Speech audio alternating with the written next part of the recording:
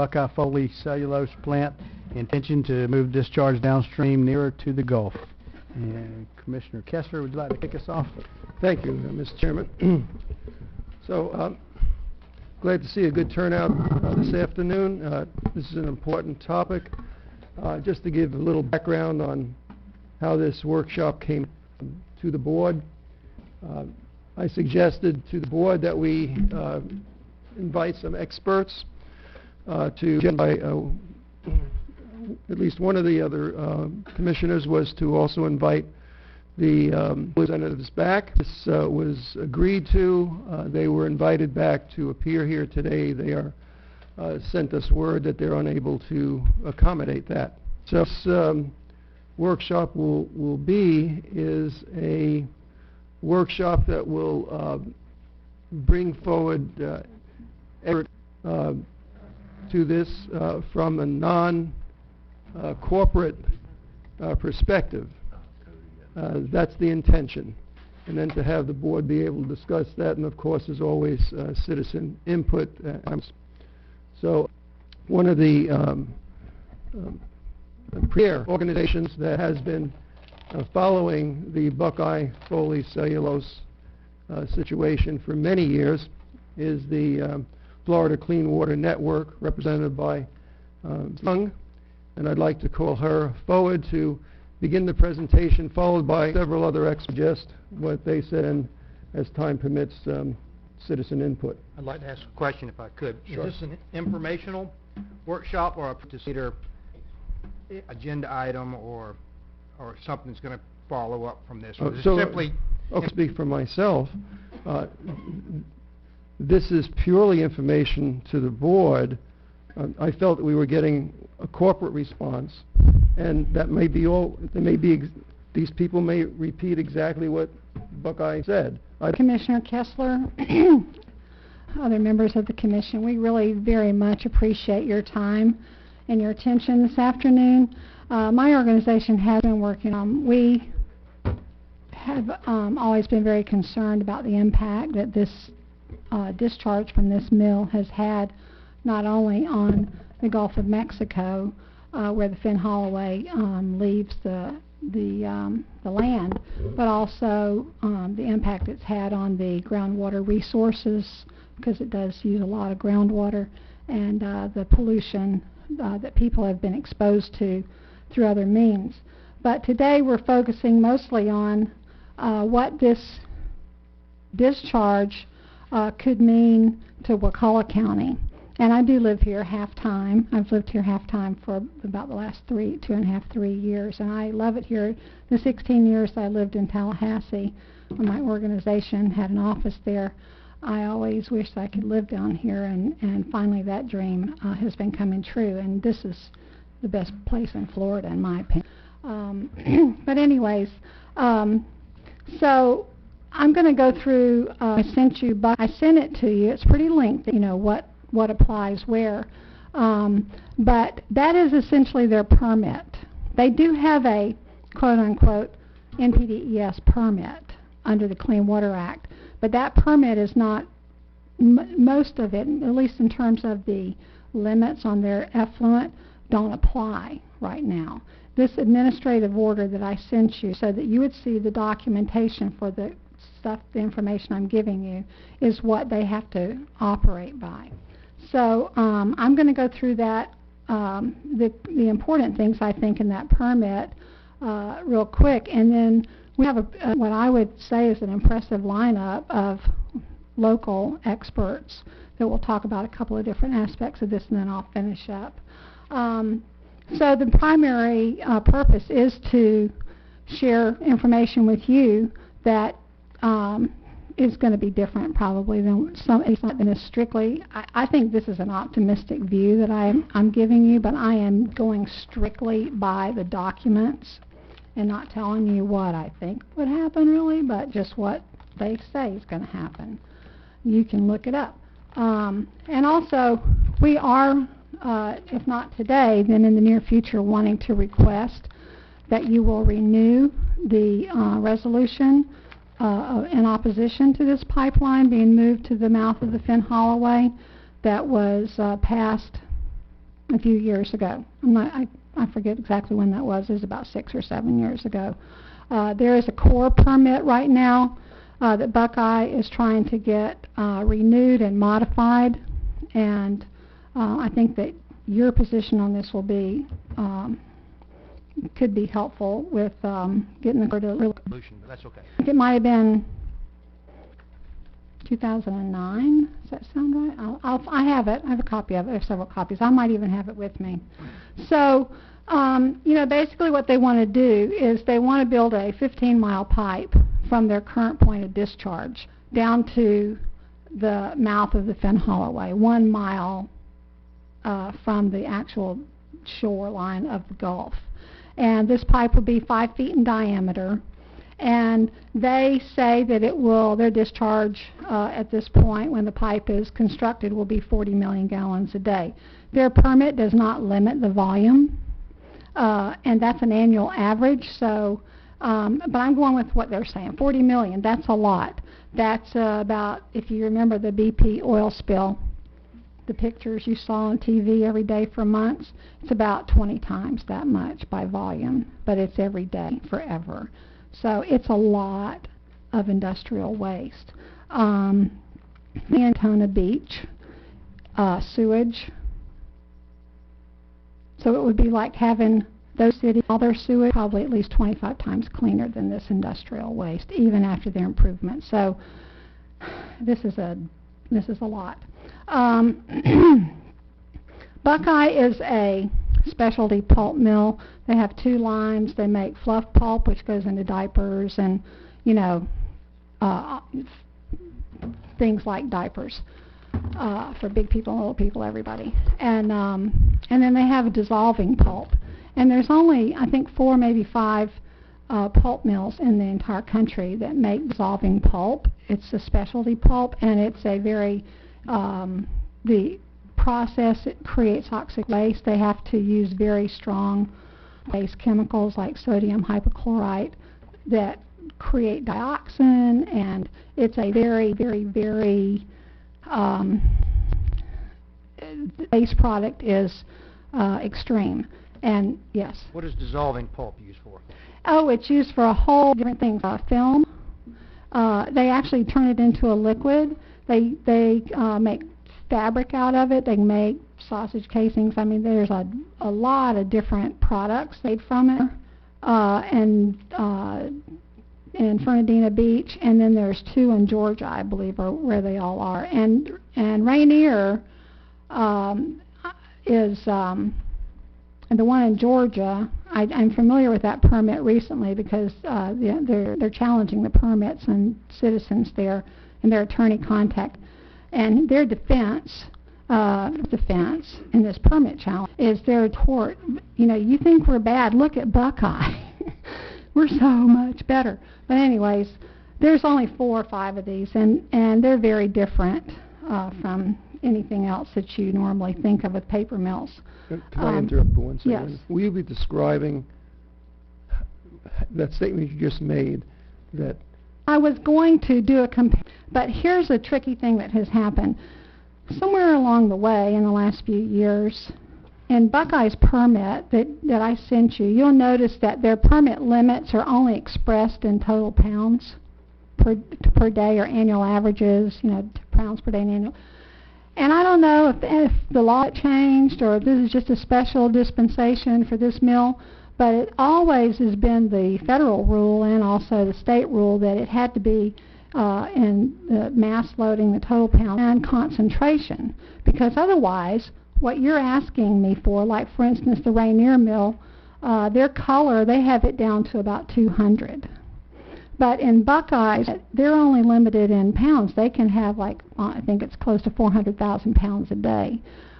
I guess I could do the math and figure out what that is in concentration, but it might not be exact, and I bother, you know. So it's really impossible. It's very difficult to do a apples to apples comparison.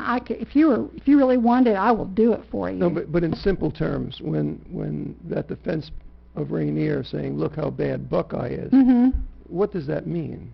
That means that they why have is cleaned Buckeye up their that bad? effluent Okay. so much more than Buckeye has. Like, and color was one of the things that we discussed that I discussed with the attorney. He was saying, well, their color is still at 200, and I'm like, that's pretty darn good. But it's probably like, well, why is it so bad? And I said, well, it just is what it is, you know. I can't answer that question, but yes, when that mill was built back in 1950 or whatever, it was given special conditions as an industrial river, and then of course that river to Class 3, but they still have a Class 5 discharge.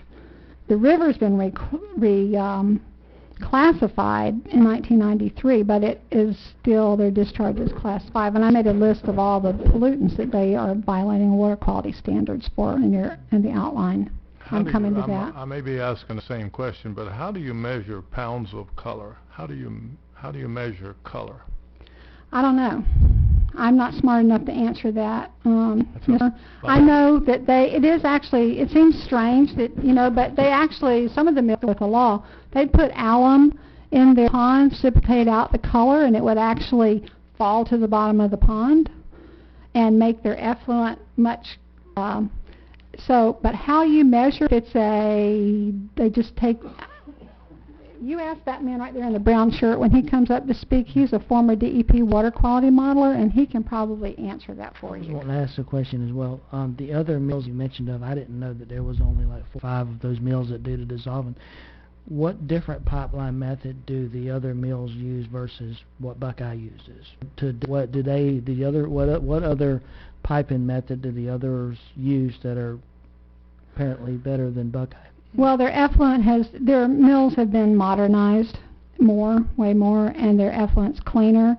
And I know within the ones in Georgia, I haven't paid that much attention to them. It discharges basically to the Atlantic Ocean. And so they've got this huge, it's not that it's not causing problems. I think it goes into the Amelia River first, but it's real close to the Atlantic. And it's not good, it's not good, but it's not anywhere near, Buckeye has a very different situation in that it's going into a river 26 miles upstream. Groundwater that used to be there is drained and gone. It's growing pine trees now. So there's nothing recharging that river except that discharge. So, and then it goes in the Gulf of Mexico, which some of our experts are going to talk about that. When Buckeye was here, they told us that this plan was not only to just move the pipe closer to the Gulf, but also improve the water quality. And I don't know where they are in that timeline, but when you say that Rainier is so much better than Buckeye, is that as it stands today, or is that based on projections of what it will be once they complete their entire upgrade?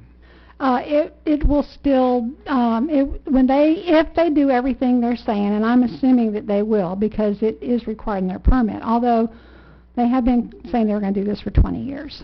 But let's assume I've given you the permit limits for when that pipe was 1 mile from the mouth of the Finn Holloway.